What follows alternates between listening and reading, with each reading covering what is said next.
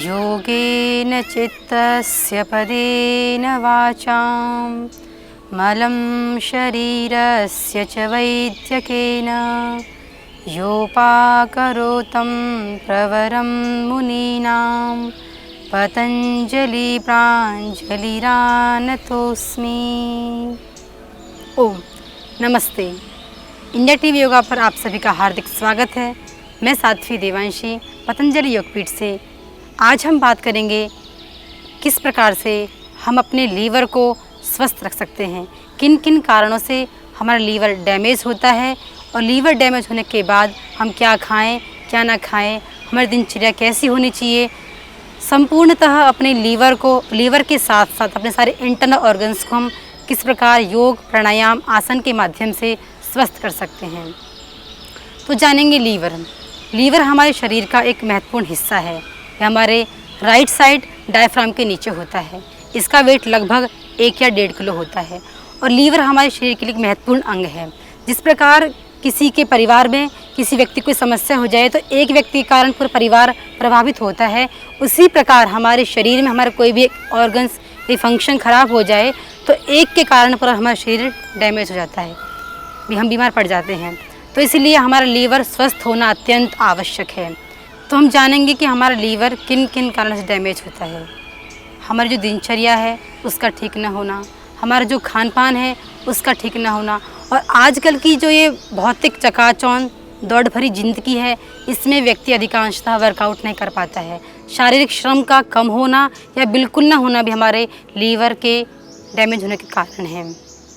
और liver damage होता है तो हमारा संपूर्ण शरीर पर, हमारे किडनी पर, हमारे लंग्स पर, हमारे पाचन तंत्र पर उसका प्रभाव पड़ता है। लीवर समस्याएं होती हैं हमको, लीवर सिरोसिस, फैटी लीवर, हाइपेटाइटिस, जॉन्टिस पीलिया, थकावट महसूस होना, भूख कम लगना, भोजन का न पचना इत्यादि समस्याएं हमको होती हैं।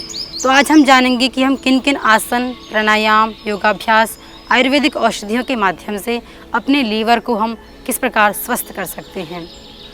क्योंकि लीवर स्वस्थ है तो हमारा जीवन स्वस्थ है।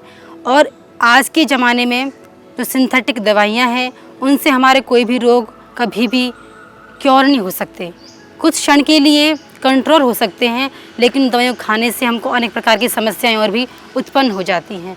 तो आज के युग में शारीरिक, मानसिक, बौद्धिक स्वास्थ्य का एकमात्र जो स्वस्थ विकल्प है वो है योग, प्राणायाम, आसन। योग एक प्राचीन, वैज्ञानिक, सार्वभौमिक परंपरा है। करोड़ों वर्ष से भारत के लोग योग करते आए हैं। हमारे ऋषि परंपरा में, हमारे संपूर्ण शास्त्रों में, गीता, उपनिषद, दर्शन, पुराणों में योग का महात्म्य वर्णन है। शास्त्रों में कहा गया है, शरीरम आद्यम खलु धर्म साधनम, पहला सुख निरोगी काया। जिसका शरीर सुखी है, स्वस्थ है, वही व्यक्ति जीवन में आगे बढ़ सकता है, अपने जीवन के प्रत्येक कार्य को अच्छे से कर सकता है। और कहा भी गया है, अथ योगानुशासनम योगश्चित्त वृत्ति निरोधः समत्वम योग उच्यते, कि समता ही योग है। जीवन में अनुशासन पालन करना ही योग है। यदि व्यक्ति टाइम से खाना खाता है, टाइम से सोता है, टाइम से उठता है, अपने जीवन जो पदार्थ खाता है यदि वो स्वस्थ हैं, पोषक तत्वों से युक्त हैं, तो हमारा लीवर कभी भी डैमेज हो ही नहीं सकता। लेकिन आज के इस युग में जो भी हम खाते हैं वो भी सारा केमिकल से युक्त होता है। कितनी भी कोशिश कर लें फिर भी कुछ ना कुछ हमारे केमिकल जीवन में उपयोग कर ही लेते हैं हम, जाने अनजाने में।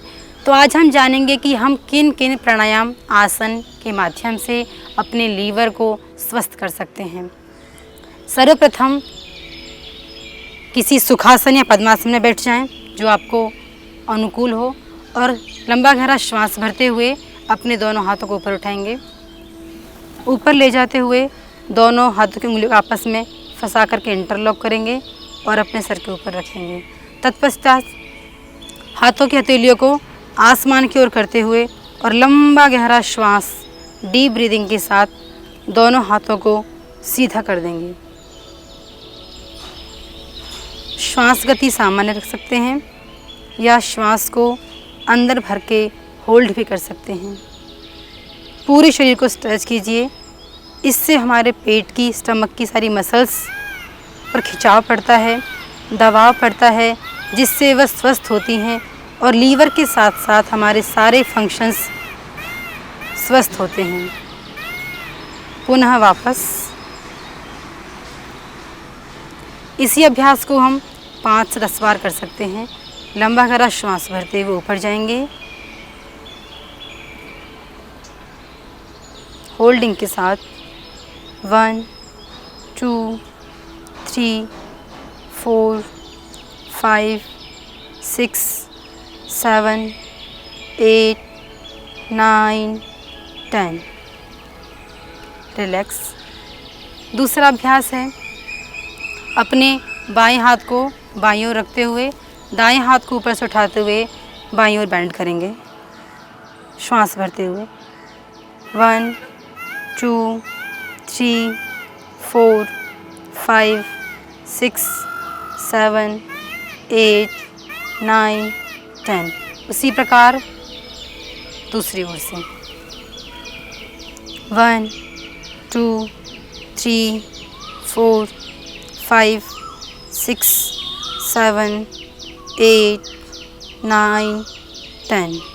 यदि आप धरती में नहीं बैठ पाते हैं तो कुर्सी बैठ करके भी जितना हो सके उतना कीजिए, होल्डिंग के साथ।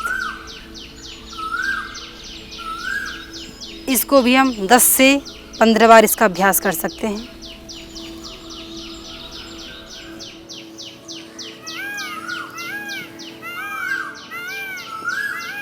अगला अभ्यास है, दोनों पैरों को सामने खोल लेंगे दंडासन में, दोनों हाथ पार्श्व भागों में, कमर सीधी, घुटने सीधे, पंजे तने हुए, पश्चिम उत्तानासन। दोनों हाथों को पार्श्व भागों से ऊपर उठाएंगे, हथेली आसमान की तरफ, श्वास भरते हुए दोनों हाथ सीधे और श्वास छोड़ते हुए सामने झुकेंगे धीरे धीरे। जितना आप कर पाएँ उतना कीजिए, घुटने बैंड नहीं होने चाहिए और आप पूरा झुक सकते हैं पूरा झुकिए, अन्यथा इतना ही कर सकते हैं इतना कीजिए। दोनों कोहनियाँ दोनों पैरों के पास में, और यदि आप कर सकते हैं तो पूरा करने की कोशिश कीजिए।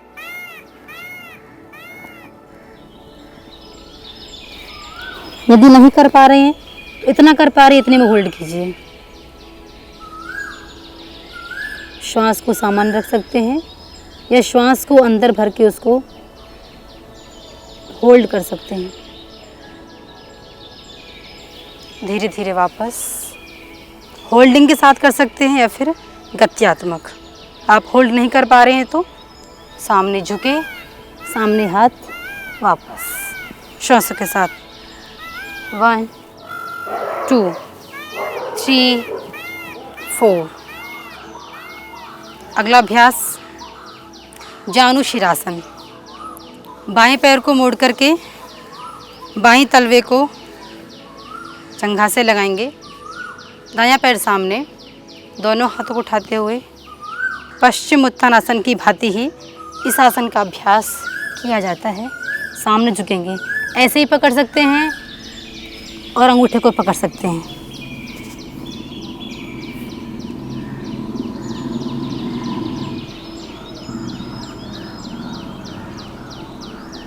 वापस अब